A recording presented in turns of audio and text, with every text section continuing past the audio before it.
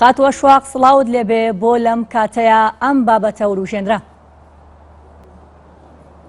بەڵێ زۆر سپاس. هەمومان دەزانین کە لە عێراقی ئەمڕۆ لە زاخۆ تا بەسڕا قەیرانێکی داراییکی زۆر گەورە هەیە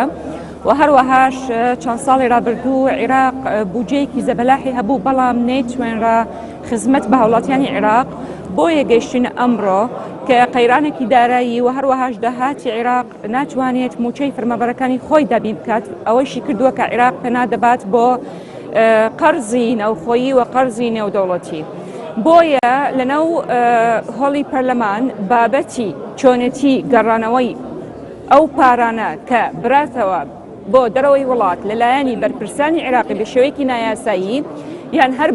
پارەیەک بە شێوەیەکی گەندەڵی دەستیان کەوتووە دەبێت بگەڕێتەوە بۆ ناو عێراق. ئەمەش چەند میکانیزمێکی دەوێت لە دانیشتنی پێشووی پەرلەمانی عێراق. ئێمە وەکو پەرلەمانتارانی عێراق هەموو ئەو میکانیزمانە کە پێ باشمان زانیوە گفتوگۆمان لەسەر کرد و هەروەهاش سەرۆکاتی پەرلەمان لیژنەیەکی تەشکیل کرد بۆ سیغەتێک کە بتوانرێت بە شێوەیەکی فعلی ئەو پارە بهێنتە ناو خەزینەتی دەوڵەتی عێراقی جارێکی تر. بۆیە میکانیزمە چۆنێکە پێویستە و پارێک پێ بگەڕێنرێتەوە. بۆ نمونە یەکێک لەو پێشنیارە کە من تەرحم کرد وەکو نوێنەری کورد ئەو کەسە کە دوو ڕەگەزنامەی هەبێت و پارەی بردووە بۆ دەرەوەی وڵات، چونکە ئەم ڕەگەزنامە ئەی پارێزێت لە هەر ئەمرێکی دادوەری یان هەر ملاحەقەی یاسایی. بۆ نمونە تۆ دەتوانی لە ڕێگەی یاسای ئەو وڵاتەکە خۆی پەنای بۆی بردووە، لە ڕێگەی یاسای ئەو وڵات بەتەکید بابەتی تایە بۆ چارەسەرکردنی گەندەڵیان سزادانی ئەو کەسەکە بە شێوەیەکی نایاسایی پارەی بەدەستکەوتووە. باشە بۆ لە ڕێگەی ئەو وڵاتانەی کە بۆ لە ڕێگەی وڵاتانەوە هەوڵێن زەخت لەسەر ئەو کەسانە دروستکەن پارەکان بگەڕێنرێتەوە. ئایا حکوومەتی عێراق لە دەسەڵاتیان نیە تاوەکو ئەو کەسانە پارەکانیان پێ بگەڕێنرێتەوە و کێن ئەم کەسانە؟ ئەگەر جەنابەت ملاحەزەی قسەکانی منت بکردایە من وتم ئەوانەی بۆ نمونە ئەوانەی کە دوو ڕەگەزنامەیان هەیە، ڕەگەزنامێکی بیانیە و ڕەگەزنامێکی عێراقیە. مەبەستم ڕەگەزنامەکان مەبەستم لەو پۆستەکانیە بوو. ئایا لە پۆستێکی ئەوەندە باڵایان کە نەتوانرێ دەسەڵات بەسەریان ناجێبەجێ بکرێ؟ نەخێر، ئەوەی کە دوو ڕەگەزنامەی هەیە ئەو ڕەگەزنامەی بیانی کە هەی بێت بە تەکید دەچێت بۆ دەرەوە، دەچێت بۆ ئەو وڵاتانە و ئەو کاتەش تۆ ناتوانانی ملاحەقەی بکەیت ئللا لە ڕێگەی ئینتەرپۆڵ و ئینتەرپۆڵش ملاحەزەتان کرد لە ماوەی پێشوو ملاحەقەی ئەو کەسانە ناکات، چونکە ئەو ئەعلانی کرد کە هەندێک کەیس شکی هەیە لە بریاری حکمی عێراق. بۆ نمونە دوو کەیسمان هەیە، وەزیری کەهرەبا ئەیهەم سامەڕایی و وەزیری بازرگانی پێشوو فلاح السودانی هەردووکیان ئەمری قەبزیان لەسەر و حکومش دران، بەڵام یەکێکیان جنسیەی ئەمریکی هەیە، یەکێکی جنسیەی بریتانی هەیە. ئیستا هەردووکیان لە ئەمریکا و بریتانیا و عێراق ناتوانێت ئەو پارانە کە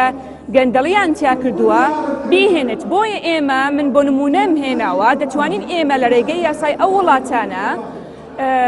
ئەو پارە بیهێنن و کە ئەو کەسانش دەتوانین بیهێنن. دووش هەر کەسێک بۆ نمونە ئەگەر دوو ڕەگەزنامەیان هەیە و دوو ناوشیان هەیە لەم وڵاتانە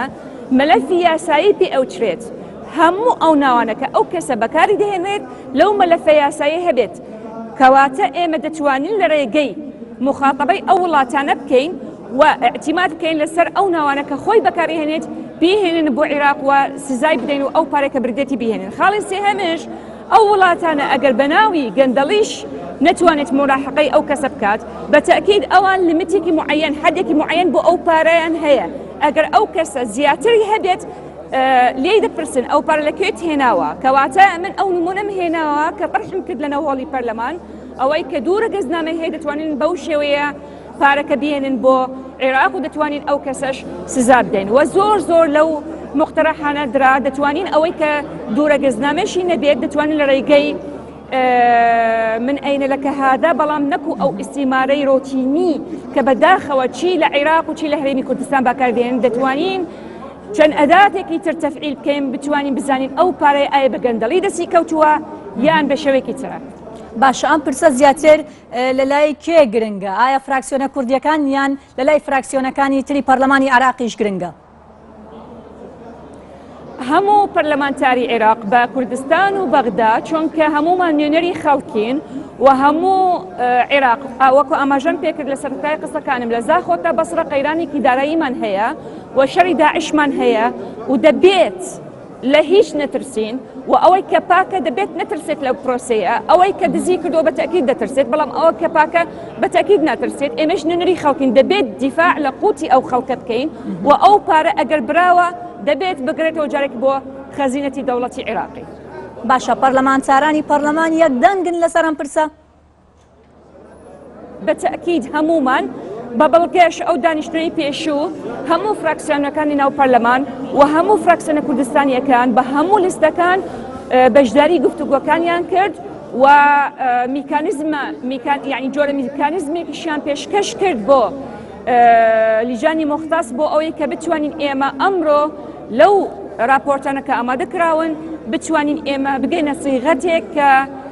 فعلا نەبێتە تەنها بابەتێکی ئەلامی بابەتێک باس بکرێت و دابخرێت نەخێر بتوانین جێبەجێ بکەین لەسەر ئەرزی واقعا و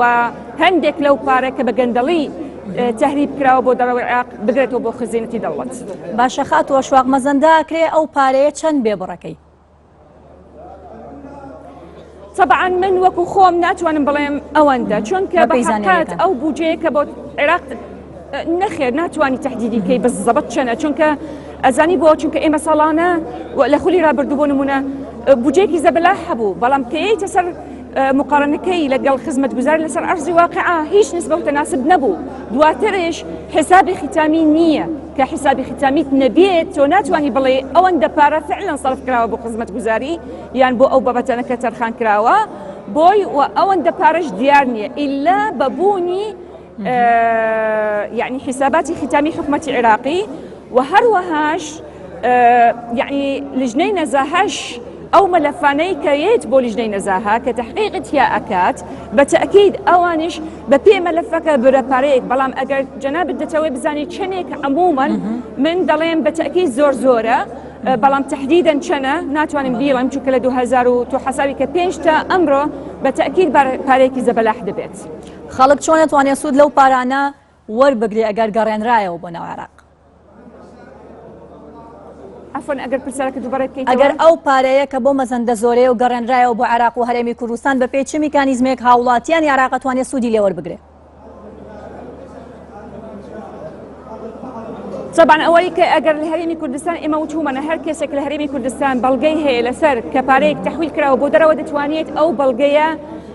بیهێنێت بۆ ئەو لیژنەیە کە تەشکیل دەکرێت کە دەسەکات بە کارەکانی و ئەو کاتە ئەو پارەی کە دەگرێتەوە ئەوەی هەرێمی کوردستان بۆ هەرێمی کوردستان چونکە ئەمە لە بوجێ ئەو بوجێ کە بۆ هەرێمی کوردستان نێردراوە ئەوەی بۆ عێراقش بە تەکید بۆ خەزینەی حکومەتی ئیتیحادی چونکە وەکو ئاماژەم پێکرد ئێمە بۆ نمونە پارەی بوجەی هەرێمی کوردستان دەینێرن بۆ هەرێمی کوردستان تا 2000 شباط 2014 ئیتر پارە نەنراوە ئەوەی عێراقش هین خۆیەتی بەڵام بە شێوەیەکی گشتی وەکو ئاماژەم پێکرد هەر کەسێک بەڵگەی هەیە لەسەر هەر مەلەفێک گومانی لێ هەیە کە ئەو پارەیە براوەتە دەرەوەی عێراق دەتوانێت پێشکەشی ئەو لیژنەی پەرلەمانی عێراق کە تەشکیل کراوە ئەو کاتش هەر پارێک دەگەڕێتەوە ئەوەی حکومەتی هەرێمی کوردستان بۆ خەزینەتی حکومەتی هەرێمی کوردستان ئەوەی بەغداش بۆ خەزینەتی بەغدا. باشە خات و ئەشواق بە پێی زانیاریەکان وەزارەتی بازرگانی پارەی بۆ هاتووە ئایا پارەی جوتیاران چی لێ؟ وەزارەتی بازرگانی هیچ پارەیەکەدات بە جوتیارانی هەرێمی کوردستان؟ بەڵێ وەکو ئاماژەم پێکرد لە چاوپێکەوتنەکانی پێشوو لە NRT بەغدا بەداخەوە ئێمە وەکو پەرلەمانتار ئیمزام کۆ کردووە بڕیارێکمان دەرکرد کە دەبێت هەموو جوتیارەکانی عێراق پارەیان بۆ تەرخان بکرێت چونکە جوتیار قەرزارە وەلا وەزعێکی زۆر ناخۆشە کەچی حکومەتی ئیتیحادی 500 ملیار دیناری ملیۆن دۆلاری تەرخان کرد بۆ نەوەڕاست و خۆڕاو عێراق و حکومەتی هەرێمی ئەو جوتیاری هەرێمی بێبەشی کرد. ئەم جارش ئەمڕۆ بەیانی سەعات 9 وەزیری بازرگانی ئاگاداری کردم کە 50 ملیار دیناری بۆ هاتووە وەکو تەخسیس هێشتا نەچێتە سەر حیسابی وەزارەتی بازرگانی بەڵام 50 ملیارش ئەوش طبعاً مناقەشەم لەگەڵ کرد پێشوەخت چونکە من هەفتانە تەلەفۆنی بۆ دەکەم و هەندێک جار دوو ڕۆژ جارێک تەلەفۆنی بۆ دەکەم پێشم وتم جاری پێشی و 500 میلیۆنەکە هەرێمی کوردستان بێبەش کرا جوتیارەکانی هەرێمی کوردستان بێبەش کرا ئەم جارە هیوادارن بێبەش نەکرێن بەڵێنی دا کە پارێکی باش تەرخان دەکات بۆ هەرێمی کوردستان، بەڵام بەداخەوە 50 میلیارد دینارە هیچ ناکات بەرامبەر ئەو عەجزەی کە حکومەت هەیەی بەرامبەر جوتیارەی هەموو عێراق لە 2014 و 15 چونکە عەجزەکە تریلیۆنێک و 433 میلیار و 431 عفوان بە تەحدیدی با پێی بڵێم 2 تریلیۆن و 331 میلیار و 433 میلیۆن دینارە کەچی ئەوەی کە بۆی هاتووە تەنها 50 میلیارە بەنسبە و تەناسب یعنی هیچ نییە، بەڵام ئەو بەڵێنیدا کە بە هەموو توانای مەبلەغێکی پارە تەرخان دەکات بۆ هەرێمی کوردستان کە لێم پرسی لەسەر چی میکانیزمێک اعتیماد دەکەی وتی تا ئەم لەحزەیە هیچ میکانیزمێک نییە، بەڵام ئەوان پێشنیاریان کردووە کە 3.5